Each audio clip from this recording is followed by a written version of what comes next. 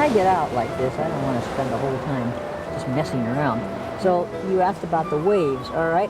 I'm pretty well plotted out where my horizon is going to be. It's going to be right in through here, therefore I want the waves to come up above it and get a lot of that surf. When I first came, I immediately looked for a class, what I call a class, and they told me at the association that we don't have a class, but there is a Nancy Johnson. Nancy's great gift has been to open the eyes of people who thought they couldn't paint. She's had innumerable people get started who didn't think that they could do it, and that is a wonderful, wonderful gift to give. Clouds are not really stark white by comparison to the white surf. Now, they can be white, but then you wouldn't be using that surf. So if you look at your sky up there, it's not perfect. It's quite irregular, and that's part of the charm. In watercolor, things dry considerably lighter. George Post taught me the love of sketching. First time I saw him, he came out, we were at the beach down there near the Monastery Beach, and he took his shoes off, kicked the sandals off, then he took his shirt off. Everybody wondered what next. It was a warm day, and he sat on a very low stool, grabbed up the brushes, grabbed up his paint, didn't face the subject whatsoever, and painted an absolutely jewel of a seascape. And it was the only time I had ever had any desire to do a seascape, in spite of the fact that his was so marvelous. But it just thrilled me to see that. And his point was that if you look at your subject first and have it in your mind, then you can just go ahead and paint. And that's where I got the first inkling that painting was a personal thing.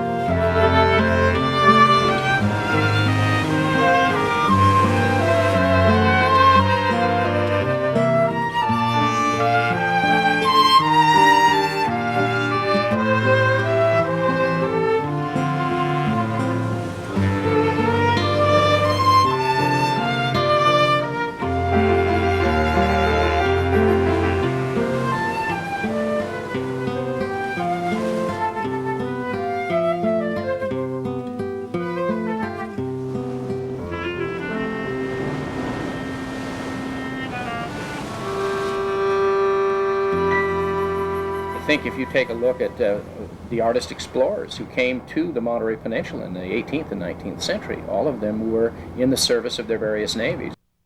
Jules Tavernier, a French artist who came across this country for Harper's Magazine, illustrating conditions on the frontier shortly after the railroad was put in across the country. He was a fabulous illustrator. Tavernier, who started the first art colony on the Pacific coast in 1875, and he is considered by all Bohemians as the ideal or model Bohemian person. He was charming, he was handsome, tremendously gifted. He could paint with either hand, he could paint on anything in any subject. Within his time, he attracted all of the big names in art who came to California.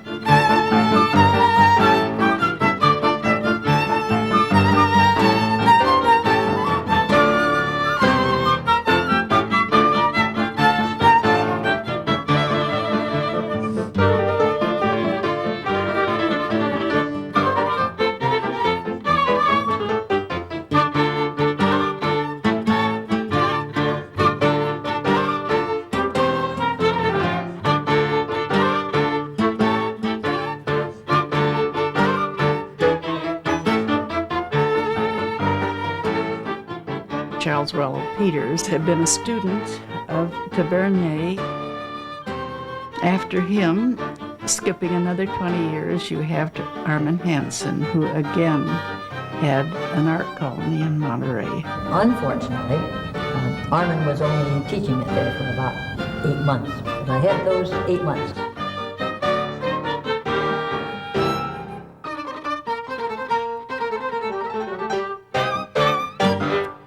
The power of them, they sort of take you over just like he himself. And the magnificent color. I've never seen color ever any greater, unless you want to talk in terms about the old masters with their intense colors on the robes and everything, and there he was. But I think he came close to that, but in a modern way, in a contemporary way. Well, Doherty was a prodigy, a real prodigy. By the time he was 18 years old on the eastern seaboard, his name was being touted as the logical successor to Winslow Homer. That was in Winslow Homer's own time. And he only took on one student, and that was Gene Kellogg. What Point Lobos was to Weston, Adams, and Jeffers, Partington was for me. Not in the company of such creative giants, but the impetus was the same. In 1874, the Partingtons, with their neighbors, the Dolans, the Andersons, and the Slates, hacked a path down from the ridge to Partington Cove, to where the schooners were to bring mail and supplies to the settlers and ship out the tan bark. Drift bolts were driven into the granite rock to hold the ships in the narrow, dangerous inlet, and a hoist and winch were anchored to the landing. The schooners passed to the left of this landing and went in and under this enormous drop of the ridge. And for a while, the tan bark business thrived. This treatment of the sea. And of course, that came straight from my work with Paul Doherty. That was the old coast. It is gone. The landing. But it meant a lot to me, and I used to crawl around to the outer part of it, on the outer rocks, and pretend I was going into outer space or something, you know. I mean, it's that kind of place. Yggdrasil. In Scandinavian mythology, is the tree that holds up the world. I was living in Darwin, a little town in the desert at that time, and not far from Death Valley, and my studio was there. So we went up into the hills and quarried the stone, and then we built the tree out of Corten steel. Dan Whetstone, a sculptor friend of mine, we spent hours discussing how we were going to install this sculpture, and we finally ended up realizing the only practical way to do it was by helicopter, which we did. We drilled holes 2 feet into the rock and put steel pins in, and then we welded the base to the steel tree to those pins, and then the stone just sits. It was a marvelous sight, several hundred feet above the sea, and just right above the sea was right below it. I don't remember how long it's been, but it's been 10 years or something, and the sculpture looks better than ever, you know. The Corten steel performed in just the way it's supposed to. It rusted the first year, and there's no rust stains on the rock. It's just, and the color of the steel is just beautiful, and the stone just up there in the air just looks so pure and white.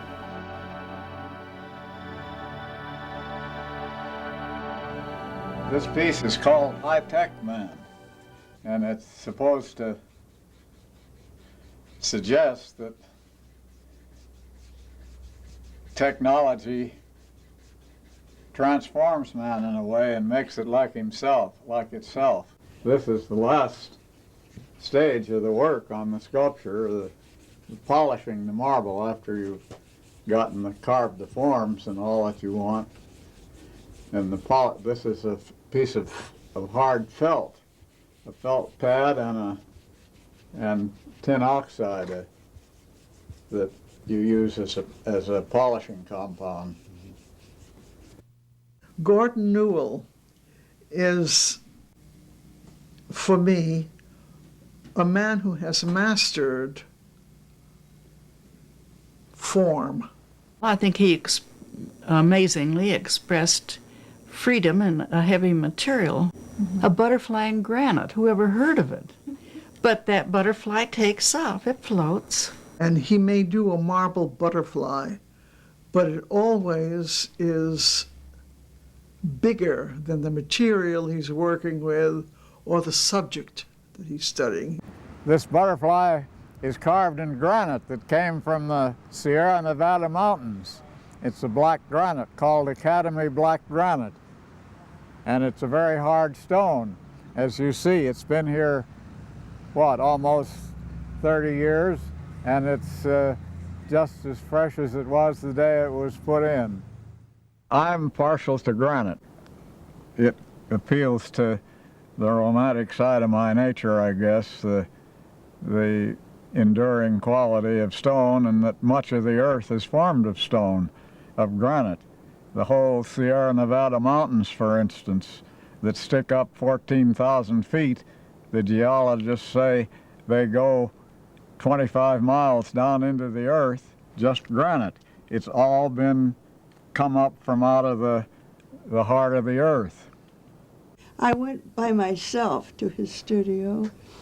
It was very daring, wasn't it? He was working on the butterfly at the time. I thought it was very beautiful. And we were married right about that time, right after the butterfly was installed, so it's kind of a landmark for us. Yeah. I always wanted to be an artist, although my dad was in heavy construction, and I started out as a youngster running big power machinery, cats and tractors and power shovels. I worked on the Golden Gate Bridge in 1932. I was a cat skinner, a Caterpillar tractor operator. My dad had the contract for what they called the South Anchor, which is this enormous block of concrete. It held up the whole bridge. The cables came over the towers and down to this South Anchor, and there was another anchor on the north side. That was the job, to dig a hole 200 feet below sea level and 100 feet square. It was a piece of concrete.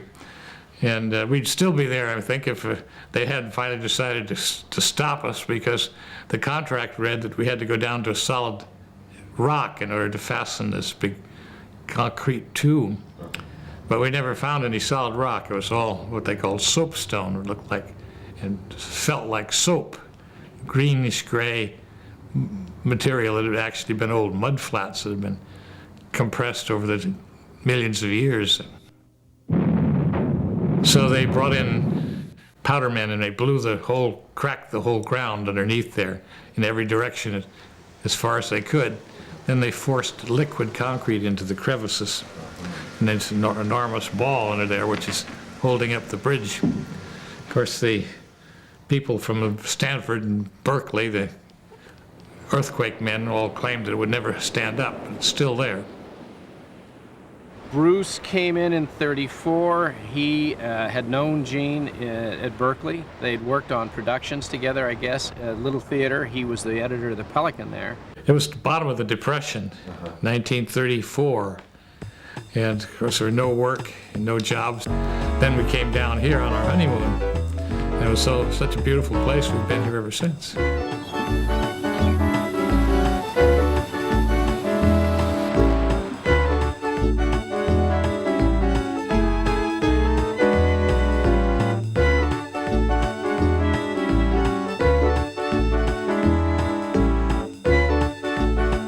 Those days, money was very, very scarce.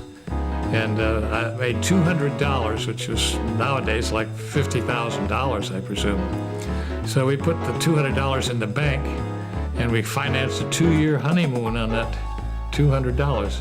Each month we'd take out $8, and then we would sketch and draw and wander around the peninsula, and we lived very well.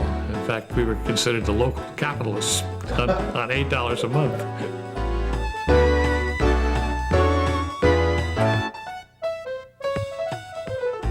One of the interesting things that happened was that my wife and I, wandering around, walked into the old lab down in Cannery Row in those days. It was Doc Ricketts' lab. And we met John Steinbeck and all the other young artists and writers who worked with Ed collecting marine specimens. And we became lab members, more or less. Doc was a very interesting guy. He wrote the original major textbook on marine biology, which is called Between Pacific Tides, which is still the best known work in this field. Doc was a very famous biologist. He was a very generous and very sympathetic fellow. Nearly everybody instantly felt they could tell Doc all his troubles.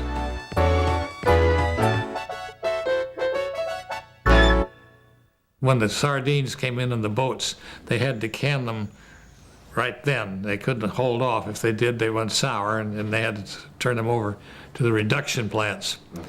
So whenever the sardine boats came in, the whistles all started to blow, and the people in the area, Huckleberry Hill or Tortilla Flat or whatever you want to call it, would come bustling down frequently at night with all their big boots and aprons on and go to work, and they would work until the fish were all canned, sometimes 15, 20 hours in a row. It was put a big emphasis on the sardine catching because there was a shortage of protein all around the world.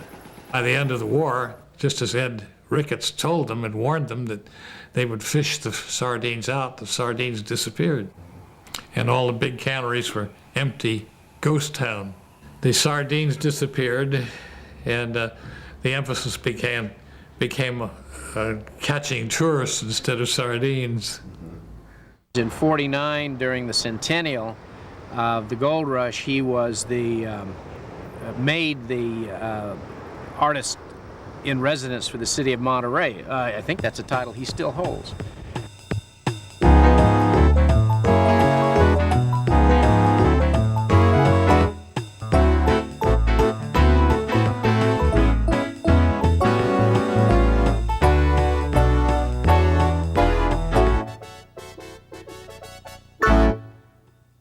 What is art? What is art? What is art? You're asking me what art is. It's a very interesting question. Hey, it's a provocative question. You say, what is art? Here's a question, you know. Imagine such a thing. Look it up in the dictionary. Art who? It's as difficult to answer as if you asked me, what is love or what is God? I have no idea what art really is. There's no definition. There's only an as if, you know, there's only a literary definition. Classical definition. That's what the artist used to do. He would take stone or he would work in bronze, and it was a product of his hands and his creative mind. See, art is creativity in a search for singularity and a search for beauty. But naturally, that's the same in dance or in music or anything. My field is painting. It's visual art, in other words. But visual art is not the only kind of art. The most important facet of art is to chronicle and document a society. That's the thing that seems to live in our society much longer than anything else. It's the only thing of any time that survives. You don't know what King Tut was, but you know what the art of that period was. The Greeks. All through history, art is the thing that remains. Art is any medium which enables you to translate to other people your impression of the visual world and the way you feel about the visual world.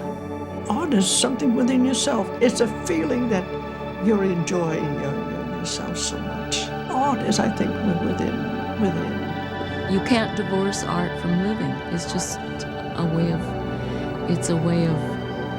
looking at the world. We have a story to tell. Tell it, shut up, go and have a beer. To me, anything you're looking at is art. It's a kind of a dance that it's the river which all things flow from. It's all these things, it's all connected, it's all things connected through art. Art connects everything up. 1950, 5.5 months I sat in Paris on the street. Imagine me living right on the street. You know, it has a triangular seat, and there's 3 legs. And you sit very close to the sidewalk of that thing. And there, with a pair of shoes standing right next to me, from the time I started to work. And he was there the whole time. Then when I thought to myself, well, now I'm finished, I just threw it down on my bag. And as I did the throwing, these shoes came out, came around front, and picked up the painting and just gave it to me and said, oh, c'est madame, c'est très jolie, and he was talking French to me. And I said, merci, merci, monsieur. So I take the painting, and he kisses my hand. And the people all clapped. I didn't even know there were people back there. The whole time I had no idea that there was a mob of people standing in back of me. I never heard a thing. Nobody talks. And in Paris, they revere the artist. You see, they revere the artist in Paris. All I know is about art is that I can't do without it. Little bits of color, little jewel-like colors, make anything just sing.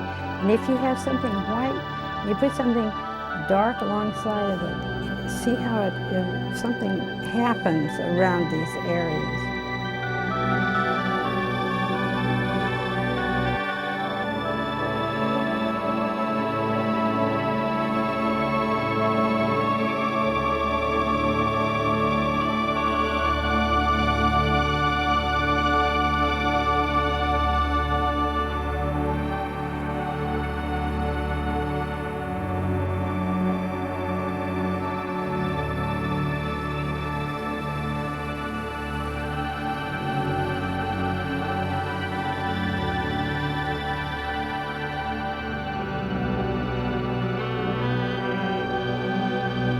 Taking meditation, I would put up my easel and put up the board, and then I would stand and I would meditate.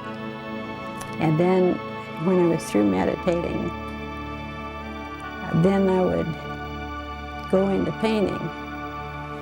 And when I did, then I came up with the painting that you see over there, Satnam.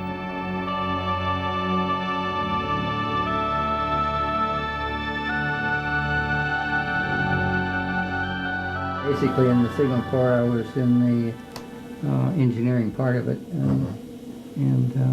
well, I didn't do any work with computers until after I retired. And then when I got out, why, I don't know, I kind of hit the bug, I guess. Got some programs and didn't have enough memory, and it wasn't fast enough. So finally, I got the 486 and got all kinds of goodies on it. And now they got a 5 and a 6, I think, but anyway, it's fast enough for me. I really love to paint the desert. The light there is so beautiful too. So I always go out and paint, and he puts up the awning and sits under it and has a cool drink, and I'm out there boiling in the sun with my snake boots on. Well, this is the one that she had out in the sticks. I'd take it out there, and then I would tune in on the motorhome, the same channel, and we could communicate back and forth. When she'd finish painting or get hungry or something, why she'd contact me on the CB, and it was also sort of a safety net. I thought that if she needed some help, why all she had to do was yell. And then I would call him and I would say, Hard Rock, this is Bluebird. I felt a little silly over all that. But anyway, that's the way we communicated. He's hard rock and I'm bluebird. Anything that you can create yourself out of a blending of how you experience life is art. And I think that it's why primitive art is so appealing to us, because it emerges from the ritual of living and from celebrating life. And I think all art celebrates life.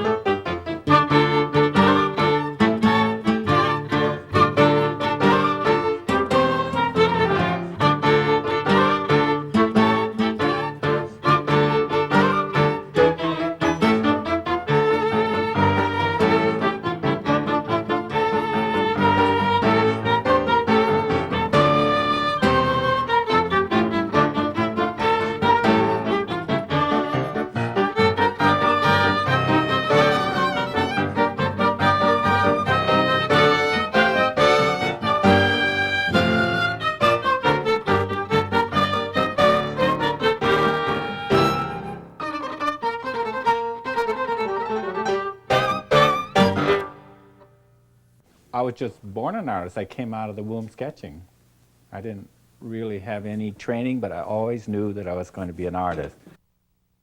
I was 11 years old. I was going down the river and I saw in the stream this rock. I thought, well, there's a head in that rock. So I came home and I went behind the barn. I went in my dad's tool shed and I took out his best wood chisels and attacked this little piece of granite with wood chisels. I didn't know any better. And I did this carving, and then I put his tools back, which were very well misused at the time, and I thought I'll never hear anything, but I did. I really got the daylights beaten out of me for using his tools. But there's my little figure. So many times teachers will channel you into a certain method or way of doing it their way, but not giving you liberty to do it your way. She said, I'd like to see you after school. I said, oh my God, what have I done wrong?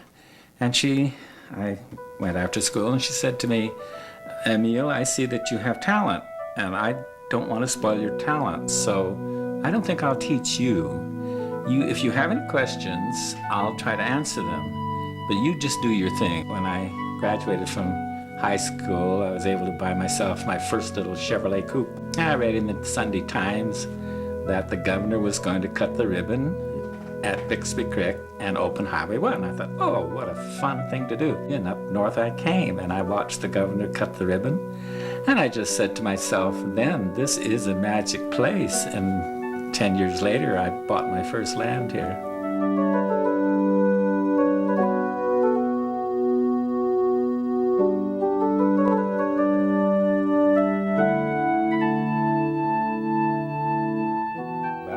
The hill is going to dictate what the roof shape is. So I didn't want to offend the hill, so I just made the level of the roof the same as the hill that I built on. Monterey said that they wanted one of their local boys to do the major work of the conference center, and I was very flattered that they asked me to do it. And I was very pleased to do something for them because the peninsula here has been very good to me. They gave me free hand. I could do anything I want, and I thought, well, something in the way of fish, so I did this composition of two dolphins involved in a wave. Here's the model for the Monterey Conference Center. That's the two dolphins with the wave. It's how I present to the committee.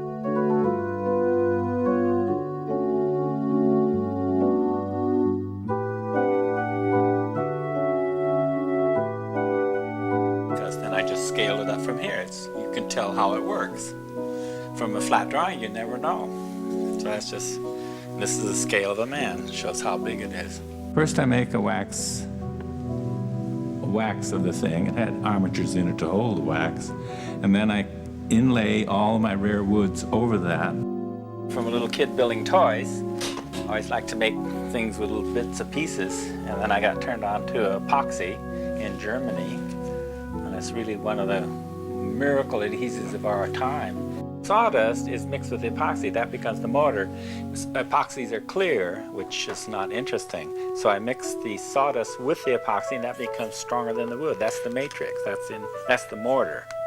And then that sands down just like wood. Then when I finished, I melted the wax and pulled the armature out. Then I put in a permanent armature. The dolphin that's suspended like that, I carved a bow out of maple, like a bow and arrow. And to defy gravity. See, he's standing out there and he can't fall down because inside is a bow. And it goes all the way from his tip of his tail to his nose. And it's under pressure. Well, the woods come from all over the world. The gray is English harewood from England. White is English holly. And the dark is Benin from Africa. Ebony for the black. And I don't know, many more.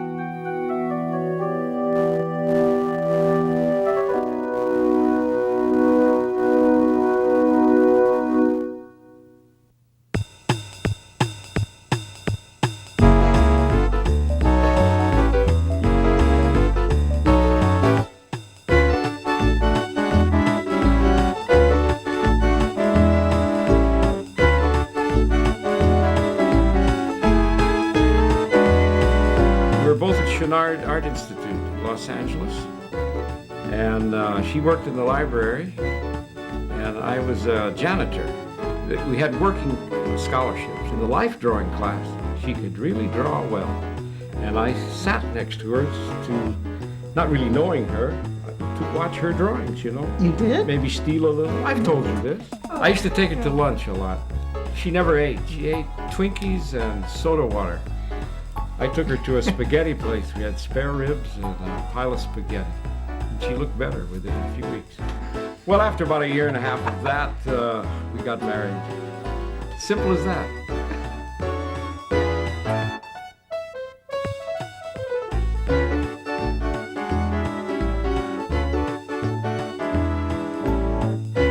I think Eldon liked my drawings because in art school because they lean toward caricature. Naturally, I will caricature rather than to draw something very straight. Trying to bring out the personality of the person. I'm always interested in the inner feelings of the person. Well, I'm kind of a born cartoonist. Some people told me, you go to Disney's, after a few years, everything you do looks like Donald Duck, you know?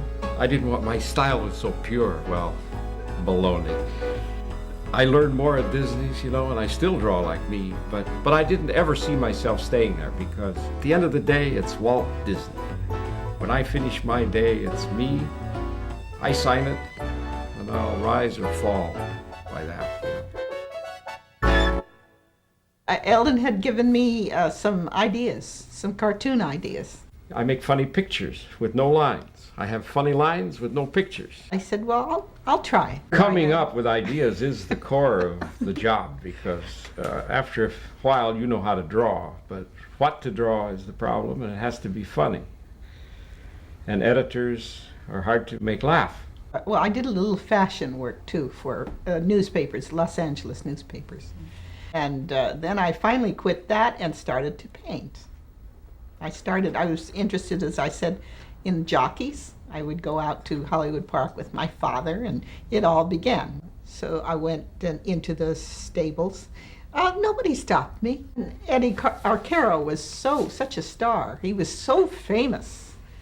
And every 2 minutes he was winning races and his face was in the paper. He fascinated me. You were short, they probably thought you were a jockey walking around. Yes, she was a dancer from New York, and I think they took her for black very often in New York, and she was telling the whole class, she said, I am not black, I'm Brazilian. And at that point, I got that expression on her face. Now, there's something very strange about this watercolor. do you see that on the hair there? It looks like a hand holding up the head. That was unintentional. It just appeared like a ghost hand. I often look at it. I feel, chills running down my back. How did that happen? All this had to be done very quickly, so it just comes or it doesn't come. Something well said, or well painted, or well composed in music, or written, or photographed. You feel an individual there that comments on a universality of life on Earth. That's right. From going to thousands of openings in New York during my most formative years, at first I would say, I like this, I don't like that. But I learned to curb even that side, because the minute I said I like and I don't like, I couldn't learn anything.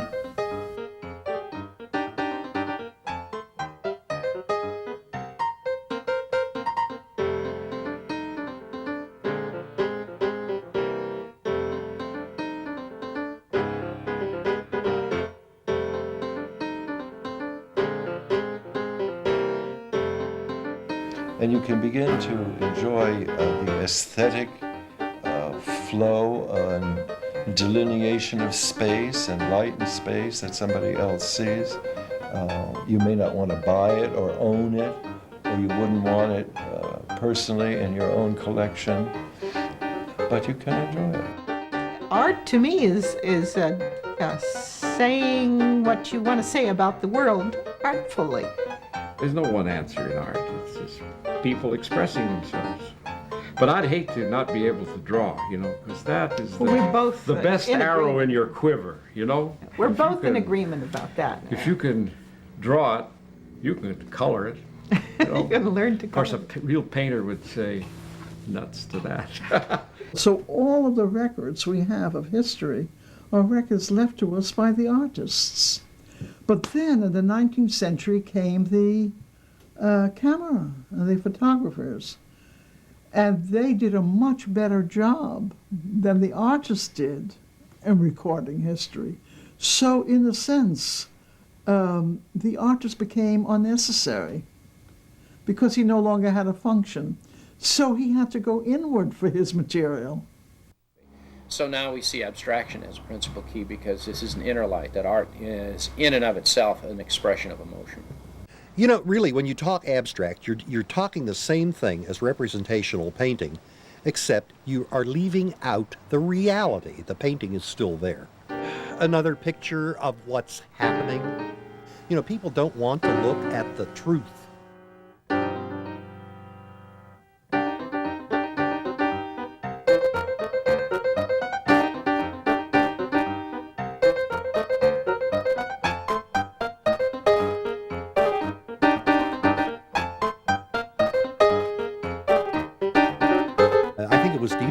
Said, I don't talk about my painting. The painting speaks for itself. Since I was 5 years old, I was single-minded and unperplexed, like a migratory bird. And so, when so many young people, and you hear them today, well, what am I doing? I haven't got it all together. I don't know where I'm at, or I don't know where my space is, or well, anyway, I knew at 5 years old. And when you go inward, there is no room for the second rate. I prospered in my way, and of course, in those days, money was worth something, because some of them, for instance, I got lots for as low as $50 and $75 a piece. The reason that I had the degree of recognition I had was that they felt that in the West, I was one of the first 20th century people.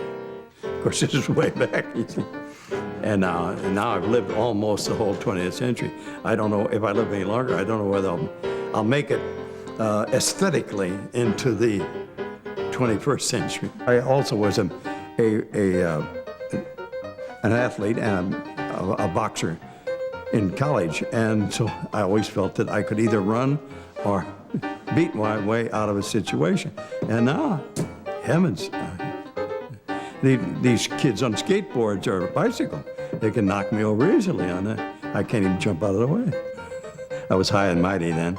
I'm still kind of high, not high, but I'm still, anyway. I was working for posterity, not prosperity.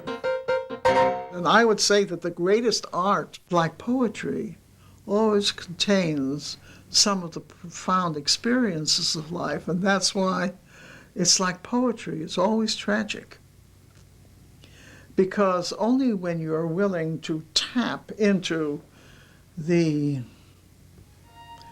basic tragedy of every human life can you really touch its greatest significance, its meanings. So to be free and to have the whole gamut of life, you have to include the tragic, which is inevitable. You know, it won't go away just because you don't think about it. Stonecutters fighting time with marble. You four defeated challengers of oblivion eat cynical earnings.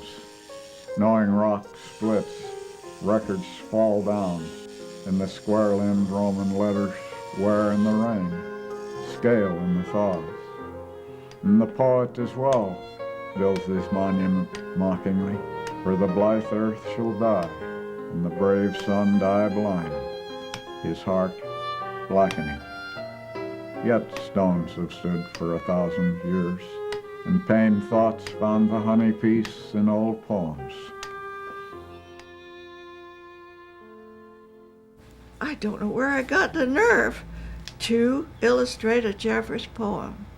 I chose a lyric poem, the only one of the long ones that's lyric, which is called The Loving Shepherdess. The story of the shepherdess is a very simple tale which Jeffers got out of a footnote to one of Walter Scott's novels, and it talks about a shepherdess who was sort of half crazy or mad or something. She had a little band of sheep, and she wandered around Scotland with these sheep, and one by one the sheep died off. And finally there weren't any sheep left, and she died.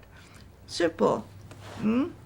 So, in this case, Jeffers has her start somewhere down near the Big Sur, and she comes all the way up the coast, and where does she wind up? Over on the Salinas River in a camp of hobos, we used to call them, or tramps. And there she died. The creative function of an artist is to allow it to come forth, you see, and to be a second or two behind it, not in front of it, you see. So that you have to, it's almost like catching a dream at the moment of wakefulness. And that's how an artist has to catch that creative image that emerges. Frankly, between us, I was not up to this job. It was just something that I wanted to do, and had the nerve to try. The first plate I never could do, but I did at last. I woke up at midnight. I don't know if this would interest anybody, but the plate was lying on the table in the studio, all waxed up, and the needle next to it. And the sweat poured down my face. I knew that if I didn't do that print, the whole thing was finished. So I got up in the middle of the night like a sleepwalker, and I walked over there and I drew the thing. Well, you know, when you get somebody like Jeffers who writes that kind of story, these people are rather what you might call symbolic. They represent something in the human mind. Vasquez, it was his heart and spirit that was moved by this girl and her suffering. Claire Walker, that's the shepherdess, turned, striving with the gesture of a terrified child to be quiet. Her clenched fist pressed on her mouth, her teeth against the knuckles, and her blonde hair wild on the wind. Oh, what can save him? Can save him? Oh, how he cried at each fall. This is the fight, the hawk and the heron. She's watching the birds, you see. Oh, what can save him? Can save him? Oh, how he cried at each fall. She crouched in the wind at the edge of the road, trembling. The ewe, called Tiny, crossed over and touched her. The others turned anxious looks from sniffing the autumn-pinched leaves of the groundling blackberries. When she was quieted, Vasquez said, "You love all creatures alike."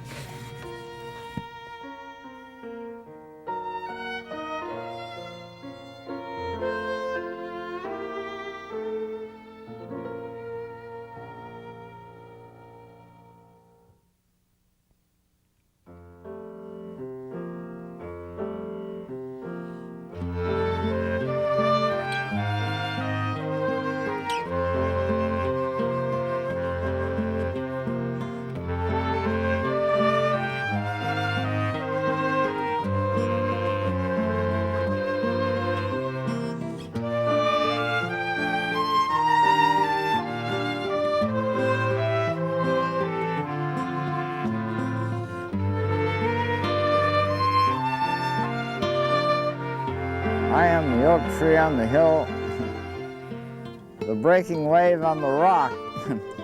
Now it's a bit fat-headed too, but anyhow. I love Sam Colburn. His art is just top-notch. He goes to the very essence of a thing and abstracts it. I like the wet look that he gets. And as I said first, it's, they are Sam. The man is unique. He hears his own drummer. Well, Sam used to say that he lived his life in reverse. He had some sort of a trust fund that he lived on. Never worked, painted, bon vivant. Yeah, he until lived he got a very happy, very... Until he got, I don't know, 50s, 60s, 50s maybe.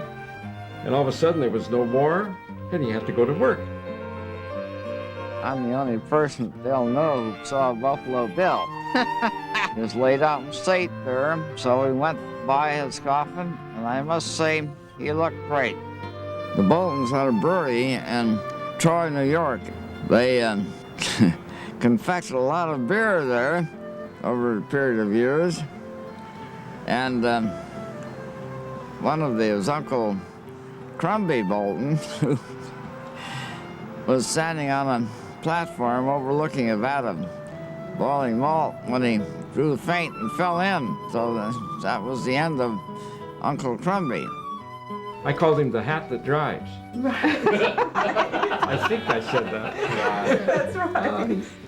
I got along pretty well with driving the cab, though, Paul, except one time when I had one crack-up, and after that, my insurance company seemed strangely disinterested in my driving anymore. We had the most wonderful dinners. He would come to our house. Yeah, he'd call up about once a week, and he'd always say, how's things going over there? And I said, going fine, Sam. You want to come for supper? Yeah. Yeah. I know that's why he called, but we enjoyed it. Yeah, that's right. Else I call up Bill and he'd say, not cooking tonight. And he'd come and bring me flowers. I did? Yeah, that's what she said. Well, that was nice of me. I don't remember that, but anyhow.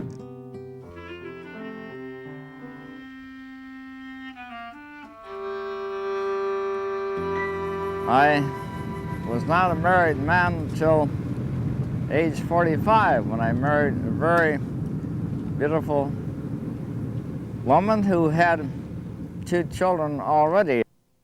Grace is an artist and a fine artist and has been painting for a number of years. What I'm really impressed with about his watercolors is his luminescence. He had a show once at the Carmel Art Association, and I walked in that room, and the light from his paintings was so powerful. It was like you'd walked into a room that was made of crystal. Sam has never made money on art, but he's never given it up. No matter what you do, if it's come from inside you, and you've taken that risk, and you've said, I'm here, universe, let's play. And it's not easy to get to that point. Something real, if I just went like that, That's real. That comes from now, this moment, and me, and it, and everything. I respect any artist who reaches inside. This painting is a lot of fun because Sam brought it in one day recently, and he was sort of puzzled. He had found it in his house or something somewhere. Somebody had found it for him. And it's a strange house, though. It is a strange. He finds pictures under the bed and things like that. It's like this sort of magic place. And Sam brought it in and scratched his head and said, just found this. He said, by God, I must have done it during my surreal period. And I said, Sam, I didn't know you had a surreal period. He said, well, God, I must have. This brush I got at Oliver's art store. It has never lost a hair, that I know of at least. One of the big attractions of representational painting and the big defects is that they concentrate so much on the purely physical appearance of whatever it is they're painting. They don't get in the real spirit of the thing. Words.